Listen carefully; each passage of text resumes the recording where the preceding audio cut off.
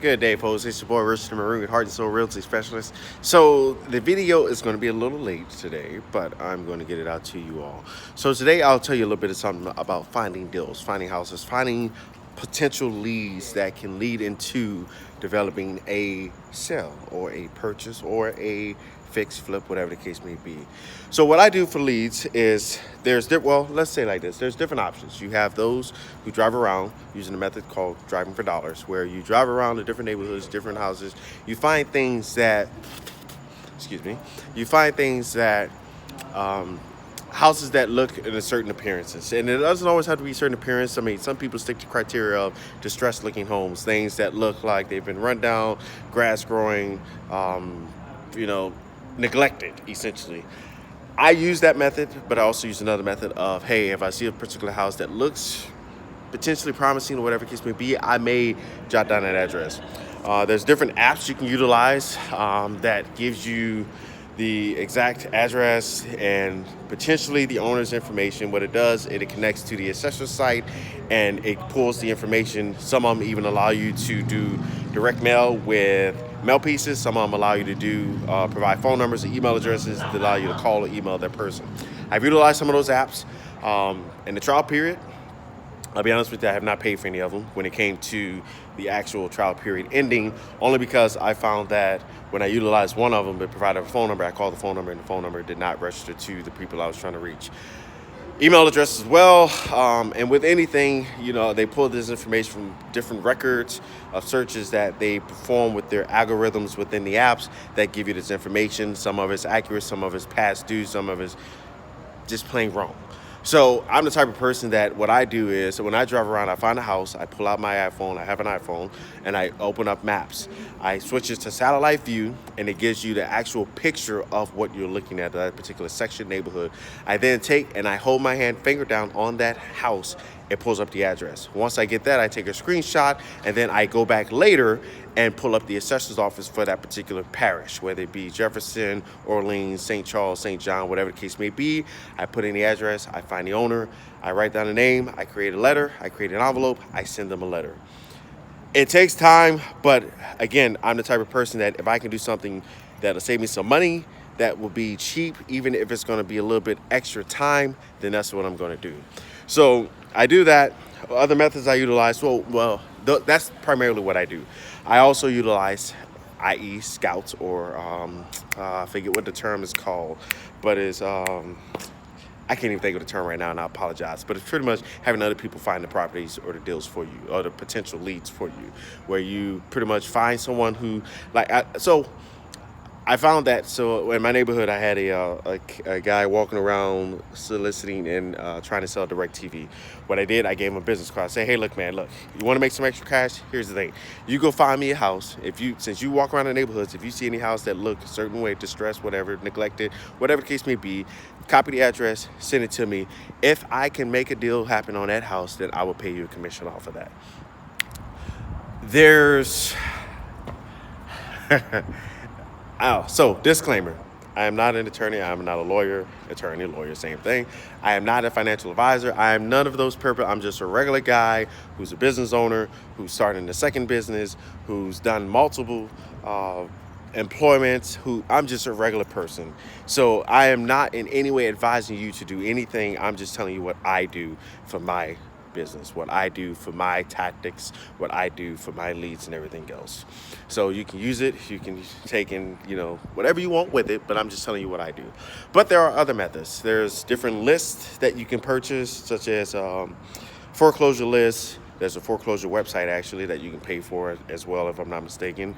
There's auction lists. You can go to your county or your parish or courthouse or sheriff's office or whoever does the taxes for your area and not even pay for a list, but just get a list of what houses are going to be auctioned off that week or the following week or whatever the case may be. There's also websites for the same thing, parish, county, court, or whatever the case may be, to tell you what houses are auctioned off. There's another method called tax sales that you can go and get those same lists in similar ways about tax sales. So what it is, it's delinquent taxes from years past, where they're now coming up and they're going to sell those taxes off to essentially sell those taxes off to an individual who wants to buy them. You pay the cost of it, and if the homeowner comes back and pays the taxes, that money comes to you with the interest, that with the late fees. I have not done that yet. I've actually looked into it. I'm debating it or looking into it, but there's also a time period that the owner can still come back and retrieve their residence. If they don't, then potentially you may have a shot at getting that house. It's a long, drawn-out process. It takes time, but it's still not necessarily a bad deal if you're a patient guy. Like I said, real estate or gal, I apologize, patient gal or girl. Like I said, real estate is not an overnight business. It can be for some, but for some, it takes time. You have to have patience. You got to be persistent. You got to keep pushing. So you got your list. You have, like I said, you have your foreclosure list. You have your probate, which are those who have died, and now what we call in Louisiana succession, where the house gets passed down to the heirs because they didn't have a will. So now there's supposedly lists out there that show those houses that potentially you can go after. Hate to say it like this, but frankly, as a business, if a deceased family member passes away, generally, or not generally, sometimes you have other family members who become the heirs of that property, like the siblings, or not siblings, the children, or the siblings, or the who's ever still living. And it passes down that if it's the children, let's say it's 2 kids, and then one of the kids passed away, and both kids had children, it goes to those children, not the grandkids, essentially. And it goes to great grandkids, and it goes down further and further depending on the lineage and the lines and how many everything involved. So succession can be a drawn out deal as well. It costs, it takes time to find that, but again, if you're patient, it works out. It's actually a deal that I'm working on right now that it's a house that I found by driving for dollars. Again, like I said, I copied the address. I sent them a letter, sent it about over a month ago. Finally got a call maybe about a week, 2 weeks ago. And it was like almost a month and a half ago that I sent this letter out.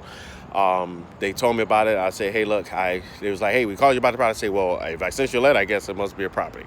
I don't keep track of these days sometimes, but I send them out, and if I get a hit, great. If I don't, I just move on to my next list and my next round of houses that I have. So I sent the letter out. They call me back. They say, hey, look, this was my grandfather's house, or my actually father-in-law's house. He passed away. My husband passed away. We have 4 kids. He has 2 sisters. One of his sisters passed away. She has 2 kids, and one of his sisters is still living. This is the process now that I'm going through, trying to get the house from the living sister, and then send out a letter to all of the successors, the grandkids, to see if they will transfer their rights to the sister or to the aunt who will now sell me the house. Hopefully, I'm still working on that, waiting on the contract to come back to see if it happens. They live in a whole nother state, so I had to FedEx it overnight to them with all my terms, with the opportunity for them to do a counter offer, hopefully to get something back and see what happens. So you also have your, like I say, so go back to your list. You have your probate list, you have your tax delinquent list, you have a vacant list, or I don't know. I don't buy these lists. I'm just telling you, I don't buy them.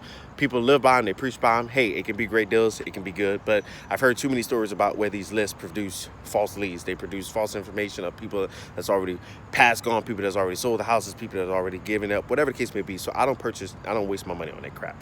And I hate to say it like that, but I just don't. I don't.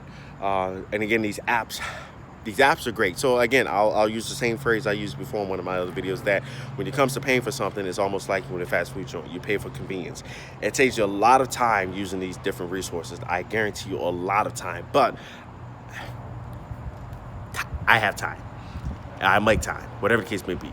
I mean, I'm up, right now it's 1 o'clock in the morning. So I'm up, I do what I do, because if I can save money in this area, then I might be able to make more money in that area.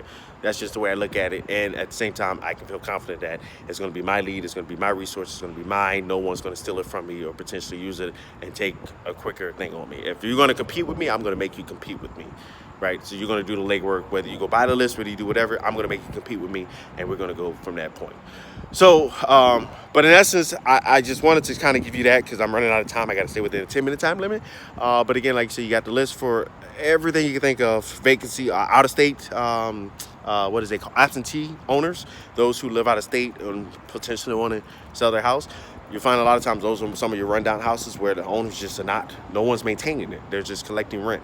A lot of times you find that where you have these rental properties, people are just collecting rents, which in my mind just blows my mind, because I'm not going to have money invested in something that's making me money and just let it go down to dirt. But some people do. So, but potentially those can be potentials. Oh, also rentals. If you see a rental sign that says for rent, call the number. You never know. The renter may want to sell it. The owner may want to sell it. But I just want to get that to you because I'm running out of time. I got 10 seconds left. So this is your boy, Richard the Marine. I will follow up with another video to go further into the detail with this. Just wanted to drop something so you have a video tonight. Richard the Marine, Heart and Soul Realty Specialist. Follow us, like us, love us.